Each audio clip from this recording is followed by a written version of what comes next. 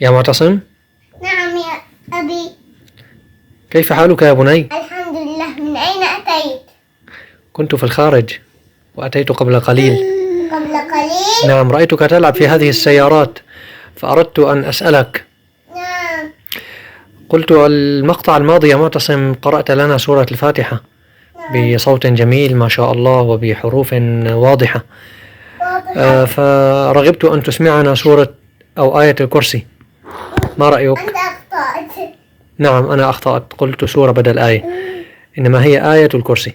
آية الكرسي وليس السورة. ما رأيك أن تسمعنا إياها بصوت جميل؟ نعم.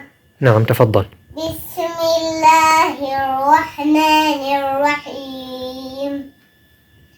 الله لا إله إلا هو الحي القيوم. لا يوجد مد هنا يا بني. لا تأخذه. ما في مد يا بني. قل لا تأخذه فورا. لا تأخذه سنة ولا نوم، له ما في السماوات والأرض وما في الأرض.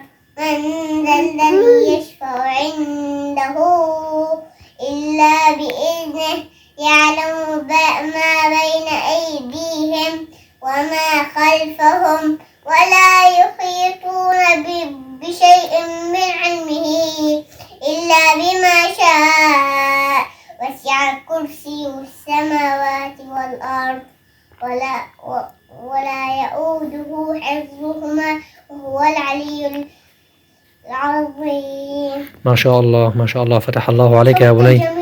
أحسن، صوتك جميل ما شاء الله. أحسن الله إليك وفتح الله عليك يا بني. نعم، في البداية لا يوجد مد. أحسنت. طيب يا معتصم، عندي سؤال. نعم. آية الكرسي متى تقرأ؟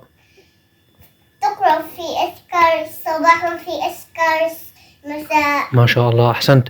ومتى كذلك تقرأ؟ قبل النوم. أحسنت.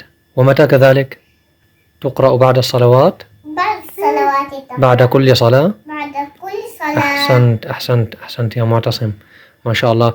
آية الكرسي من أي سورة يا معتصم في القرآن؟ سورة البقرة. سورة البقرة كبيرة. نعم، ولكنك ستحفظها بإذن الله، أليس كذلك؟ سأحفظها ولن أخطئها بإذن الله ولن أخطئ بها شيء إن شاء الله. أسأل الله أن يفتح عليك يا معتصم. قل بارك الله فيك. بارك الله فيك. وفيك بارك الله.